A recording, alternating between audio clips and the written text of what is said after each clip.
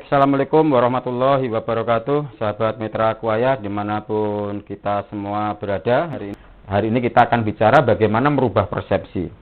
Nah, seperti materi saya yang sampaikan kemarin juga demikian, pikiran positif Anda itu akan menentukan pola pikir Anda. Pola pikir Anda nanti akan menentukan, pola pikir Anda akan menentukan bagaimana Anda bersikap. Ya, sikap Anda akan menentukan karakter Anda. Karakter Anda menentukan kesuksesan Anda dalam dunia apapun, baik bisnis maupun kehidupan Anda. Nah, hari ini kita akan bicara tentang pemasaran adalah persepsi atau penjualan adalah persepsi. Lebih spesifiknya adalah harga adalah sebuah persepsi. Bapak Ibu sekalian, saudara Mitra Kuaya dimanapun Anda berada, kita seringkali melihat atau mendengar orang ketika kita tawari kuaya, kita tawari produk kita apapun. Saya percaya Bapak Ibu juga tidak hanya bisnis di Kuaya, di rumah juga ada banyak bisnis ya. Baik konven maupun online, saya yakin banyak ya. Teman-teman juga ada jualan produk lain. Nah, it's okay, tidak ada masalah. Kita semua mencari rezeki dimanapun. Nah, hari ini kita akan coba, sering kita dengarkan orang bilang ketika kita tawari produk kita, baik kita Kuaya ataupun produk Anda sendiri, orang selalu mengatakan, wah kok mahal ya gitu. Nah, Kuaya mahal. Ya, Kuaya mahal, kita tidak bisa beli. Ini kalah bersaing sama yang lain. Nah, kenapa? Ini apakah sebenarnya kesalahan dari customer kita, apa kesalahan dari orang yang kita prospek? Nah, kita coba sebelum menyalahkan orang lain, kita coba kita belajar hari ini dulu. Nah, saudaraku sekalian, sebelum saya mulai, saya nyontohkan kemarin saya ngobrol dengan teman saya, ya seorang dokter, ya pemilik rumah sakit, ya. Saya ngobrol dengan beliau, unik juga ngobrolnya ya, ada satu statement yang menarik, kebetulan tadi malam ya, kemarin malam. Nah, pas sekali dengan materi saya malam hari ini, jadi ini yang membuat menarik itu ya. Saya selalu menemukan materi, kebetulan juga pas ketemu dengan orang yang bicara tentang materi ini. Gitu. Nah, beliau sampaikan ke saya, Pak, rumah sakit saya itu punya alat ini itu ya, kayak MRT, kayak apa, kayak macam-macam, nggak paham lah ya, alat-alat canggih gitu. Nah, kemudian dia juga ditawari atau melihat sebuah brosur di sebuah brosur rumah sakit di wilayah Jawa Tengah juga. Di situ menawarkan layanan kesehatan dengan alat yang sama, ya, alatnya sama, ya, mereknya sama, mungkin juga harganya sama gitu ya. Tetapi di dalam pelayanannya atau penanganannya ke pasien atau penjualan sewanya ke pasien ternyata berbeda di situ. Lebih mahal yang di luaran sana itu yang ada di brosur ini. Nah, teman saya ini, apa sih bedanya gitu ya? Apa bedanya? Kok di sana bisa mahal, di rumah sakit saya kok nggak bisa gitu? Kenapa? Nah, akhirnya ke rumah sakit tersebut melihat gitu. Nah, ternyata itu juga seperti kita sama dengan teman-teman juga mungkin pernah mengalami begini. Yang dilihat ternyata beda dengan yang ada di gambar gitu. Yang ada di brosur atau yang ada di media-media cetak atau yang di baliho-baliho gitu. Nah, kenapa ketika orang datang ke rumah sakit tersebut, orang berani bayar mahal? Kenapa? Karena visual yang ditampilkan, bentuk yang ditampilkan, angle-angle yang ditampilkan oleh foto dalam media cetak tersebut memberi kesan, saudaraku sekalian. Nah, memberi kesan atau memberikan persepsi, wah ini alatnya mahal pasti. Padahal sama dengan punya teman saya ini yang kemarin saya bilang ngobrol ini, sama, ya nggak jauh-jauh beda lah. Ya mungkin tempatnya yang berbeda gitu. Cuma si rumah sakit yang satu ini memang dia mengambil gambarnya, angle-nya dia bagus. Kemudian dipoles dengan sedemikian rupa, editing sedemikian rupa, ditampilkan di dalam sebuah baliho, dalam sebuah brosur, terlihat menarik sekali dan terlihat mahal sekali. Nah, saya cerita, oh benar, berarti harga itu persepsi gitu. Ternyata penjualan itu persepsi. Bagaimana kita membuat persepsi orang lain? Bagaimana kita membuat persepsi calon customer kita melihat bahwa produk kita memiliki persepsi yang nilainya tinggi gitu, bukan persepsi yang murah di situ. Nah, ini saya tertarik dengan pertanyaan saudara kita kemarin tentang bagaimana membuat persepsi orang tentang produk Kuaya ini bisa lebih murah ya. Kemarin sudah tak jawab dulu ya. Sudah saya jawab, ya kalau pengen mempersepsikan produk kita murah, produk kita baik, maka pola pikir Anda mempersepsikan diri Anda dulu, yakini produk Anda dulu bahwa Kuaya ini persepsinya adalah mahal. Dalam pola pikir Anda, pola pikirnya adalah persepsi yang produk mahal berkualitas. Ya. Persepsinya jangan dibikin murah di situ. Nah, sekali lagi, harga sebuah persepsi. Kembali ke cerita teman saya tadi, kesimpulannya apa? Sebenarnya produknya sama gitu.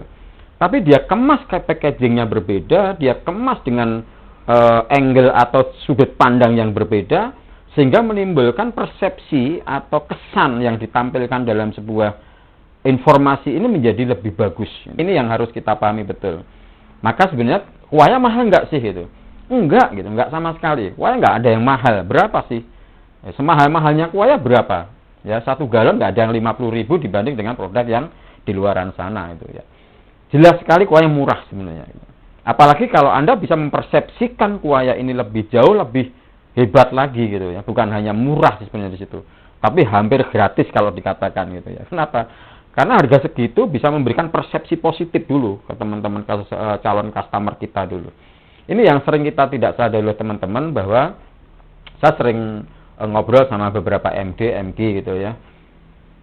Teman-teman sendiri, ini kecuali yang teman-teman sudah fight ya, fighter ya, pejuang ya, beda lagi ya. Ini teman 20% yang fighter ya, 80%-nya selalu begitu ketemu sudah ngeluh gitu ya. Ngeluh. Pak, kita kalah nih sama produk yang lain nih. Kita lebih mahal, kita lebih ini, lebih ini. Wah Pak, ininya dianu lagi, dirubah lagi. Wah Pak, ininya ini lagi, ininya ini lagi terus. Selalu keluhan persepsi negatif yang ditampilkan dalam otaknya gitu, otak sadarnya itu. Nah, ini yang membuat makanya otak bawah sadarnya terpancing ya, terekam dalam otak bawah sadarnya bahwa produk kita persepsinya rendah gitu. Persepsi yang ditampilkan oleh diri kita sendiri sebagai orang penjual atau pebisnisnya, kita persepsinya rendah produk kita ini. Kalaupun Anda katakan ini hebat, Anda hanya bicara di mulut gitu. Dan Anda hanya bicara di reklame. Tapi di hati Anda belum masuk. Gitu. Ya, kita coba lihat teman-teman yang sudah MK atau MD yang betul-betul sudah merasuk dalam jiwanya gitu kuahnya. Itu berbeda cara-cara untuk mempersepsikan produk kita, mempersepsikan kuahnya ke customer, ke calon customer, beda sekali itu. Itu bisa dilihat dari cara dia presentasi, cara dia closing, itu kelihatan sekali di situ. Ya. Persepsi, ingat, persepsi ini luar biasa sekali ya. Dampaknya cukup luar biasa di situ. Nah, kemudian ini tentang cerita tentang teman saya tadi ya, saya sampaikan. Ini kembali ke persepsi gitu ya. Coba Bapak Ibu bayangin sama-sama pisang goreng ini ya. Ini kebetulan saya ada pisang goreng ini ya. Ini saya di pisang goreng juga ya, ada pisang goreng juga. Nah, kebetulan ini pisang goreng ya, sebuah pisang goreng ini kalau kebetulan ini di kafe gitu ya. Ini di kafe atau di rumah makan yang punya nama ya. Ini menggotong unsur etnik Jawa gitu ya. Nah, coba pisang goreng yang dijual oleh bude-bude atau simbok-simbok di jalanan gitu itu. Pisang goreng ini ya, ini kita bicara pisang goreng ya. Nah, Pak Tono tadi pengen ini pisang goreng saya ya. Nah, bicara pisang goreng dijual di jalanan sana harganya berapa paling mahal? Ya, paling mahal 2.000 sampai 3.000 pisang goreng itu. Itu udah kalau di desa mungkin 1.000 dapat satu gitu ya, 1.000 gitu. Itu di jalan. Kemudian naik sedikit misalkan katakanlah dijual di warung yang agak bersih gitu ya, belum kafe lah, belum bicara kafe, warung gitu. Itu sudah naik harganya 10, bisa sampai misalkan 10.000 dapat 3, yang biasanya 1.000 gitu ya. Nah, kemudian masuk lagi ke kafe gitu ya, ke kafe. Dia hanya dipersepsikan namanya aja. Misalkan banana coklato misalkan, banana coklato gitu. Namanya pisang goreng sebenarnya gitu kan. Tapi dibikin banana coklato gitu. Hanya ditambahi butiran coklat kecil saja di situ ya. Itu harganya udah berapa? Pisang goreng di kafe itu. Antara satu piring atau satu porsi isinya 3 sampai 5 maksimal, nggak ada, kadang cuma 4 ya. Harganya bisa 25.000. Apa Anda katakan mahal di situ? Ya. Coba tanya Anda gitu. Ketika Anda beli pisang goreng di jalanan sana, mau nggak satu biji begini nih, Anda dihargai 5.000 sampai 7.000, mau nggak? yang jual mbok de misalkan ya, pakai jari gitu. Anda kan nggak mau membeli produk yang tadi ya, yang harga 5.000 yang tidak persepsinya murah karena yang jual di tempatnya yang juga murah di situ ya. Tapi Anda coba ke kafe gitu. Kafe dinamakan ada tadi saya katakan banana cokolato misalkan atau banana cheese misalkan.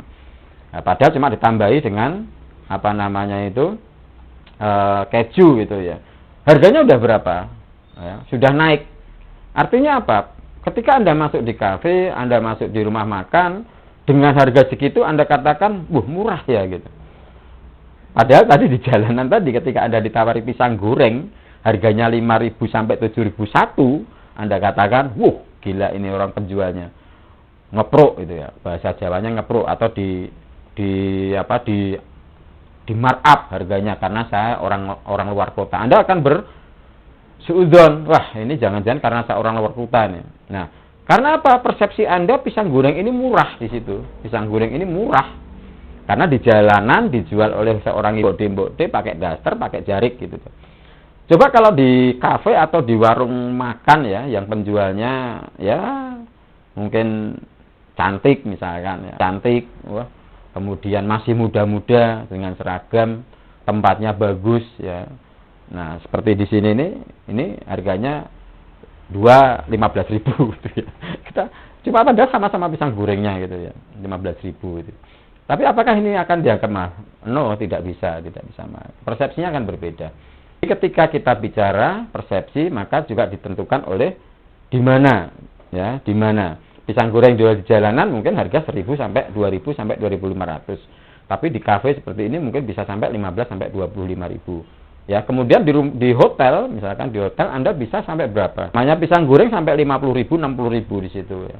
Hanya ditambahi garnish saja. Garnishnya mungkin ditambahi dengan apa namanya itu? Kayak stroberi, garnish itu hiasan lah ya, hiasan di situ, tambah stroberi, tambah coklat batangan, tambahin ini, tambahin itu. Harganya jadi mahal di situ. Namanya juga bukan lagi pisang goreng di situ. Ya. Bananas api ini macam-macam di situ. Nah, dipersepsikan di situ. Intinya bagaimana dipersepsikan tempat, kemasan, kemudian cara menyajikannya, ya. Nah, kalau tadi dibungkus pakai apa namanya, pakai daun gitu, mungkin juga harganya jadi 1.000 gitu. Tapi ada piringnya, di sini ada es dan sebagainya, mungkin jadi lebih mahal di situ. Nah, ini kita bicara persepsi, bagaimana kita mempersepsikan sebuah produk, ya, sebuah produk. Nah, begitu juga ketika ini naik lagi, pisang goreng di bandara, pisang goreng di pelabuhan, ya, ini akan jauh lebih mahal lagi di situ. Artinya apa? Di sini ada persepsi-persepsi yang dibangun oleh produk, persepsi yang dibangun oleh tempat, persepsi yang dibangun oleh penyajian, persepsi yang dibangun oleh si penjualnya sendiri. Nah, ini yang penting sekali yang harus dipahami teman-teman. Nah, kemudian kuaya sendiri bagaimana kita mempersepsikan kuaya? Ya, kalau kuaya Anda jual di mungkin warung, mungkin hanya 1.500 ya, 2.000 gitu. Kemarin saya ada di rumah makan di tempat kemarin teman juga dijual. Di situ 3.500 ya. Ya, bahkan yang di Jepara itu kemarin kita lihat juga yang 600 harganya jadi 4.000. Ada yang 5.000. Kenapa laku? Karena tempatnya sudah memungkinkan harga kuaya naik gitu. Siapa bilang harga kuaya murah ya? Mahal, tapi orang kenapa mau beli juga di situ? Karena persepsinya berbeda. Beda ketika Anda jual kuaya dengan tas kresek gitu ya, kecil udah dilemparin gitu. Ini jelas orang nggak melihat persepsi positif di situ, persepsi mahal di situ. Nah, kemarin saya juga di Kudus, ada saudara kita juga, mitra kuaya juga, ada ide bagus itu. Nah, monggo nanti bisa ditiru. Kemarin ada ide bagus, kuaya yang 600 di packaging, dibuat packaging, kemudian ditambah dengan 1 muk gitu. Ditempel di 1 muk. Nah, dia jual 15.000 sampai 20.000. Persepsinya mahal apa murah sekarang? Persepsinya murah di situ. Tapi kalau yang dijual kuayanya tok 2 botol, 3 botol 20.000, ya orang pasti tidak mau gitu. Nah, ini saudara yang saya maksud. Maka ide-ide kreatif Anda yang dibutuhkan untuk mempersepsikan sebuah produk itu penting sekali. Mempersepsikan sebuah produk, ya. Saya kembali sampaikan, mempersepsikan sebuah produk, mempersepsikan sebuah tempat yang layak untuk produk itu, bagus di situ. Ya mungkin kalau teman-teman jual kuaya di warungnya, ya jangan ditaruh sembarangan di atas meja. Bikinin display yang bagus. Buatlah persepsi kuaya itu tentang produk yang berkualitas. Jangan asal taruh di situ. Ya.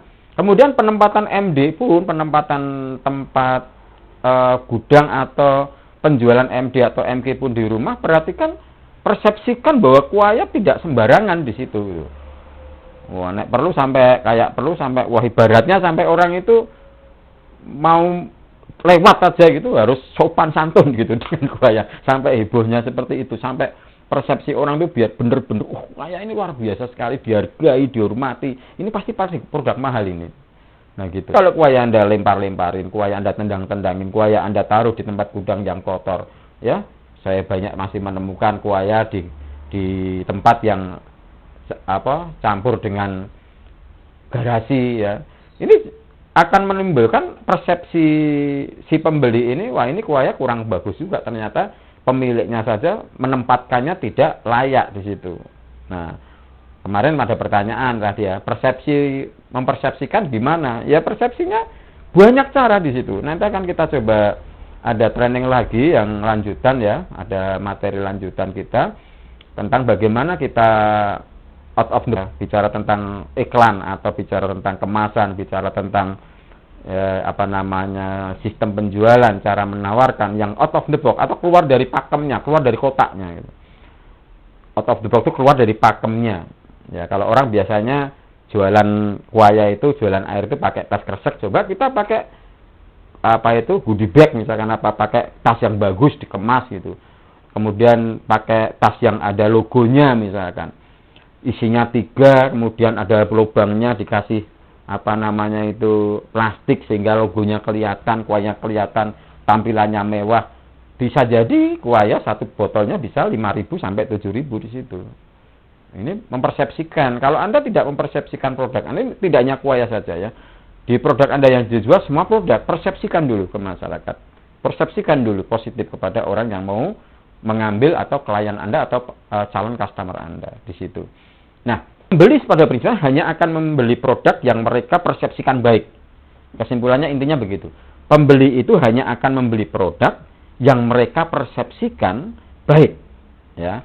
Maka perhatikan persepsi pelanggan atau customer itu. Caranya bagaimana? Menggiring atau mengajak customer untuk mempersepsikan produk ini betul-betul bagus. Ya, misalkan Anda ini karena orang kuaya, Anda bawa kuaya, ya bagaimana Anda bisa menyampaikan kesan, menyampaikan pesan yang ditangkap oleh customer Anda atau calon mitra Anda, calon prospek Anda, kuaya ini nggak main-main gitu.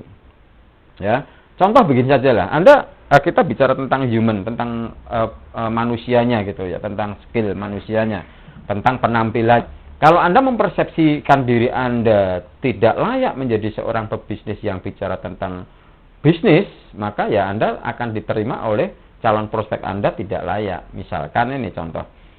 Maka sering saya kan, meskipun ini banyak teman-teman seadanya saya juga closing gitu. Seadanya aja closing, gimana kalau ini dikemas gitu. Kemas lebih bagus, dipersepsikan lebih bagus, jauh lebih cepat di situ ya. Sering saya amati teman-teman gitu ya, bahwa alat demo ya, alat demo sering banyak masih menggunakan tas kresek, kemudian tas jelek banget, udah kumuh dan sebagainya. Ini sebenarnya juga kurang bagus ya, kurang bagus. Coba belilah tas kecil ya, tas kecil kotak itu biasanya kan ada juga.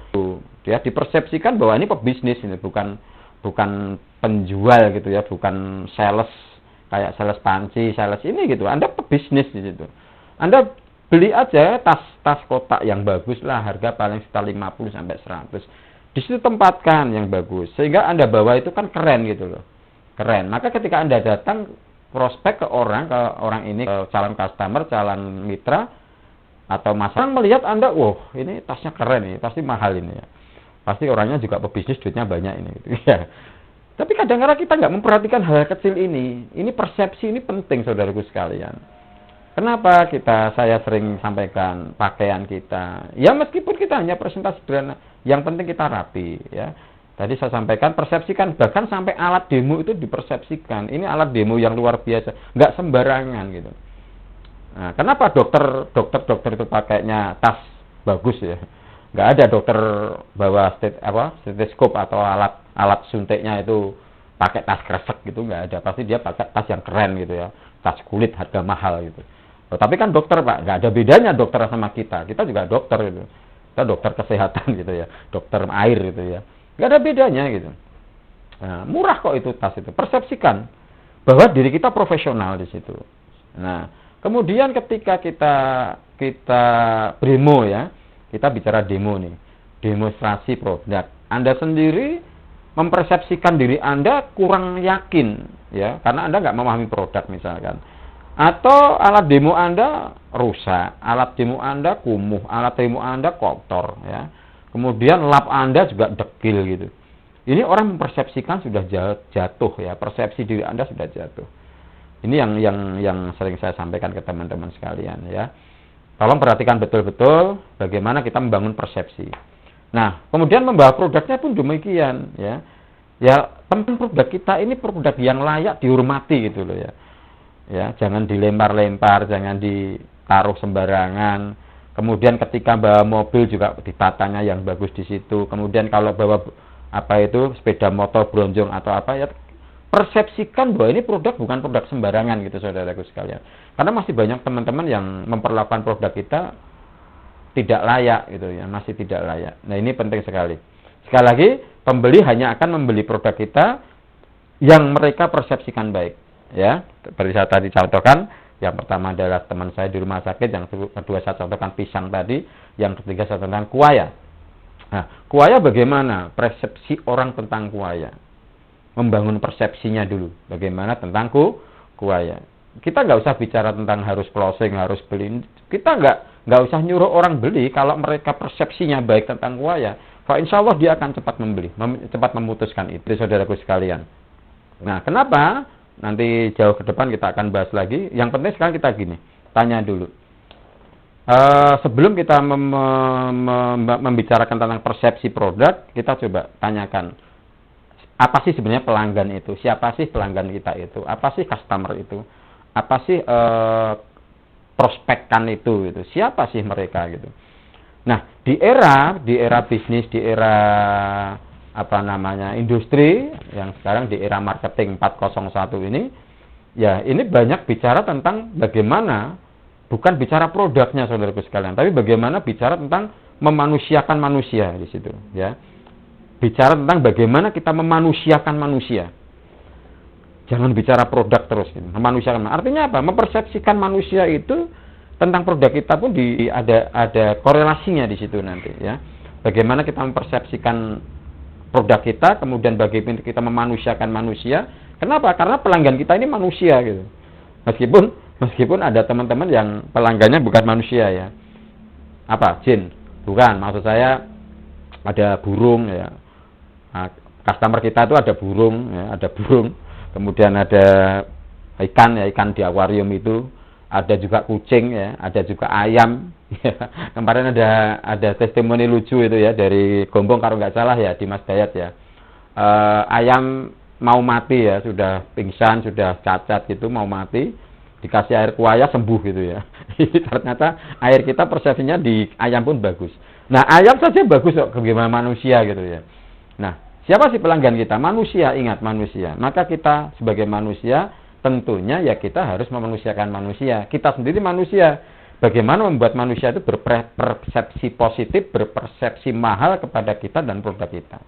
Itu saudaraku sekalian yang inti dari hari ini ya, saya sampaikan. Nah, kemudian pelanggan kita itu ada dua ya. Pelanggan internal dan pelanggan eksternal ya. Ciri-cirinya nanti apa? Nanti persepsinya bagaimana? Mempersepsikannya ya, mempersepsikannya. Jadi apa sih harapan pelanggan itu? Pelanggan itu kan selalu punya harapan. Nah, betul nggak saudara sekalian? Selalu punya harapan, selalu punya keinginan. Customer itu selalu punya keinginan, selalu punya harapan. Ingat, itu dulu yang kita pegang. Harapannya apa? Persepsi tentang produk itu baik. Jangan sampai persepsinya buruk. Ya, jangan sampai persepsinya buruk. Begitu produknya sudah apa namanya jelek gitu, persepsinya jelek, dia sudah down dulu. Apalagi lihat yang presentasi sudah kumuh, udah males-malesan, udah alat demonya udah rusak semua, udah nggak karu-karuan, tas kresek, kabelnya putus, udah nggak profesional di situ. Maka membuat persepsi orang Anda nggak siap di situ. Gimana orang mau persepsi positif kalau Anda sendiri menampilkan persepsi yang negatif? Nah, ini penting sekali. Jadi sebelum menampilkan persepsi produk, maka persepsikan manusia ini, persepsikan diri Anda ini sebagai orang yang memang layak untuk dijual, nilainya tinggi. Bukan hanya produknya, Anda juga. Nah, harapan pelanggan apa sih itu? Nah, ada dua, pelanggan internal dan pelanggan eksternal. Nah, harapan pelanggan internal itu MQ ya, mitra kuaya kita, kemudian apa namanya, kalau perusahaan kita ya MD kita, kalau MD ya MQ-nya, kalau MQ ya apa namanya, prospekkan kita. Ya, prospekkan itu tentunya orang yang sudah pernah di demonstrasi produk tapi belum jadi mitra. Ya, ini masih dalam konteks internal tapi dalam konteks masih belum jadi mitra. Tapi yang paling internal adalah MQ kita. Nah, edukasi produk kepada MQ kita. Ya, bagaimana kita menyampaikan kepada calon prospek kita tentang bisnis kita. Yang pertama adalah harapannya tentang kerjasama. Nah, ini nanti akan kita bahas juga di teknik closing ya. Di teknik closing bisa kita bahas juga tentang kerjasama. Tapi ini bicara persepsi dulu, bicara persepsi atau mindsetnya dulu. Nah, kerjasama yang seperti apa sih yang ditawarkan kita kepada pelanggan kita internal ini? Yang mungkin dari pelanggan akan dijadikan MQ gitu. Nah, persepsikan bahwa kerjasama kita ini kerjasama yang muamalah yang syariah, muamalah yang baik, perdagangan yang baik. Mungkin bisa ditunjukkan dengan cara izin-izinnya lengkap, kemudian apa namanya, progres yang dibangun kerjasamanya nanti bagus, kemudian persepsikan kepada pelanggan atau calon mitra kita itu bahwa sistem kita ini sudah insya Allah betul-betul syariah, kemudian kerjasamanya saling menguntungkan, nanti akan dibantu dan sebagainya. Persepsikan dulu di situ calon pelanggan kita. Jangan sampai kita justru datang persepsinya negatif, datang aras-arasan males gitu, Anda bilang, wah produknya telat lagi Bu, ini kurang ajar kuaya terus, ini terus begini. Persepsinya jadi negatif di situ. Artinya apa? Orang yang sebenarnya sudah minum kuaya baik mau jadi MQ, ogah-ogahan. Kenapa? Karena persepsinya negatif. Wah, jangan-jangan saya masuk di tim kamu juga orangnya begitu, malesan gitu. Orangnya ogah-ogahan, orangnya tidak dicebel, orangnya juga tidak humble, orangnya tidak membantu saya pasti ini gitu. Nah, persepsikan kerjasamanya dulu seperti apa. Bangun pola kerjasama tentang kuaya seperti apa. Persepsi dulu. Kemudian yang kedua, biasanya pelanggan akan berharap tentang bantuan ya, saling membantu. Pelanggan internal itu butuhnya bantuan juga, tidak hanya sekedar beli ya. Ingat, pelanggan internal itu butuhnya bantuan saudaraku sekalian, tidak hanya beli. Ya, beda dengan Anda pelanggan eksternal ya. Pelanggan eksternal itu kayak di warung, orang beli di warung, kemudian orang beli di minimarket, dia begitu bayar pulang, itu eksternal ya. Kemudian orang di asongan, di pedagang asongan, itu eksternal. Nah, internal ini biasanya lebih cenderung ada ikatan hati, ikatan batin, ikatan emosional, ikatan kedekatan secara pertemanan atau kenal dan sebagainya. Nah, biasanya harapan pelanggan internal ini lebih mengutama pada saya akan dibantu apa sih gitu. Bisa membantu saya enggak gitu. Itu yang kedua. Maka persepsikan bahwa di kuaya ini ada semacam pola saling membantu di situ, baik antara mitra di atasnya, mitra di bawahnya, tingkat di bawah, tingkat di atasnya, baik dari mitra distributor ke mitra kuaya ke konsumen. Ada hal-hal yang dibangun, persepsi positif tentang saling membantu di kuayanya. Kita tidak bicara jualan dulu di sini ya, kita akan bicara tentang mindsetnya dulu. Jualannya saya rasa nanti akan berjalan dengan sendirinya kalau persepsi Anda tentang kuaya ini baik, saling membantu. Nah, kemudian yang ketiga, biasanya yang diharapkan atau yang dilihat atau yang diharapkan yang dikesankan, yang ditangkap kesan pertama oleh oleh pelanggan internal kita itu adalah kualitas kerja kita. Apa? Kualitas kerja. Jadi kerjasamanya, kemudian saling membantunya, kemudian kualitas kerja kita. Ini kaitannya dengan tadi, kualitas kerja kita di mana? Ya, bahwa seperti saya sampaikan, Kalau bawa di produk demo, namanya alat demo ya dikemas yang bagus lah, jangan pakai tas kresek atau tas yang sudah buluk dan sebagainya. Kita kemas gitu.